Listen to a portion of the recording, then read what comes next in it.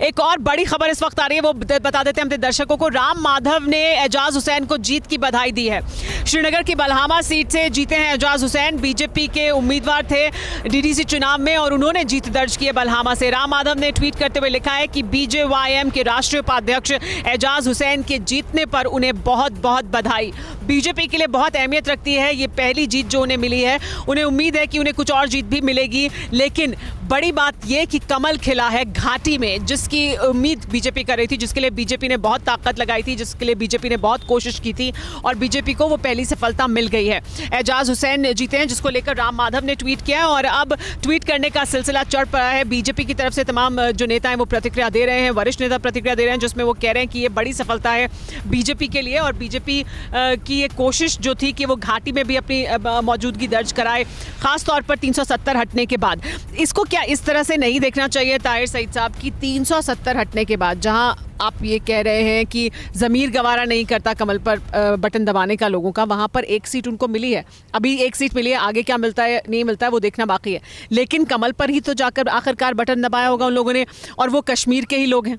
देखिए आप मुझे बताइए, कश्मीर में जहाँ की आबादी जो है 70 लाख के करीब है, 70 लाख में से कहीं बीजेपी जो है वोट 200 लेती है, तो उसका मतलब तो ये नहीं है कि जम्मू कश्मीर के लोगों ने जो बीजेपी के एजेंडे को एंडोर्स किया है। हाँ ठीक है, लोगों ने फैसला दिया है, कहीं पे लोगों को लोकली लगा होगा, एजाज ने कहीं लोकली काम किया होगा, क्योंकि कम छोटा एरिया है, लोकली मैनेज कर लिया होगा। इतना बड़ा मसला नहीं है कि जितना कि बीजेपी इसको बड़ा चढ़ा के पेश करती है। इससे पहले भी अर्बन लोकल बॉडीज़ का इलेक्शन हुआ यहाँ पर, तो बीजेपी तो 4 सीटें लेके आ गई श्रीनगर में, यही 200-300 वोट लेके इतना ही बड़ा एरिया, हालांकि इससे बड़ा एरिया था, तो ये तो छोटा एरिया है श्रीनगर। मैंने आपको ये कहा कि ये श्रीनगर शहर का एक एरिया है, ये रूरल एरिया में पड़ता है, कम वोट है, मैनेज हो गया। नहीं, आप इसको इस तरीके से देख लीजिए। श्रीनगर जैसे आप दिखाना चाहते हैं वैसे ही क्यों देखें, इसे दूसरे नजरिए से भी तो देखा जाएगा ना, सिर्फ आपका नजरिया नहीं होगा ना, एक और नजरिया भी तो होगा।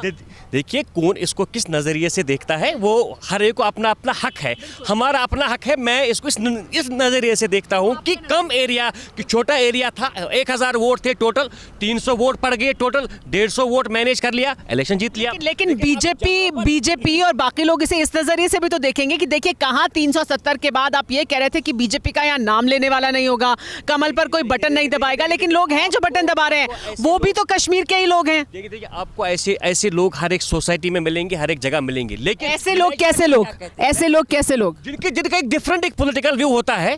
ठीक है, अगर मैं आपको कहता हूं 70 लाख में से अगर 10,000 लोग इनके व्यू को भी इंडोर्स करते हैं, ठीक है, इनके लिए तो काफी है, लेकिन ये मेजॉरिटी है लोगों की, वो इस वक्त डीडीसी चुनाव में हिस्सा ले रही है।